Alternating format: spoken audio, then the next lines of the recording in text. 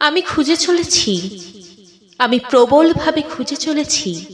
কণ্ঠে নীল দাগ, টগবগে হাসি, ফাঁসির মঞ্চে উদ্দাত স্বর।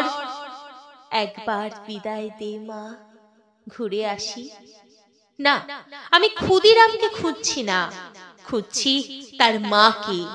আমি এক কঠিন প্রাণ মাকে খুঁজছি, যে তার সন্তানের জন্মের পরে তার কানে কানে মন্ত্র দেবে, বন্দে মাতরম।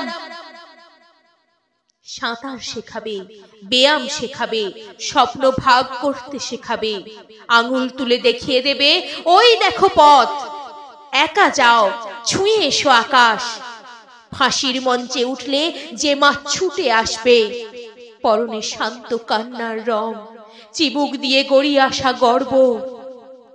তোকে বিদ্যালয়ে প্রথম হতে বলিনি বাবা, দিয়েছিলাম প্রয়োজনে মৃত্যুতে প্রথম হওয়ার শিক্ষা।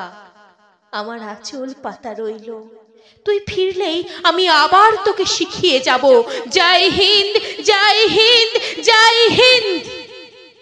আমি খুঁজে চলেছি, আমি খুঁজে চলেছি, আমি প্রবলভাবে খুঁজে চলেছি সেই মাকে, সন্তান জন্মের পরেই যে উদ্গ্রীব হয়ে ফাঁসির দাগ খুঁজবে, নাম রাখবে ক্ষুদিরাম। তাকে পেলে কি করব? আমার বাগানের শেষ গাছটা মৃত্যুর আগে একটা ফুল দিয়েছিল। তার ইচ্ছে ছিল ভারত মাতার পায়ে রাখি তাকে। আর একটা ক্ষুদিরামের মা পেলে আমি তার পায়ে রাখতাম সেই ফুল। আসলে কি হয়, ক্ষুদিরাম জন্মাতে চায়, তার মা জন্মায় না, তার মা আর জন্মায় না।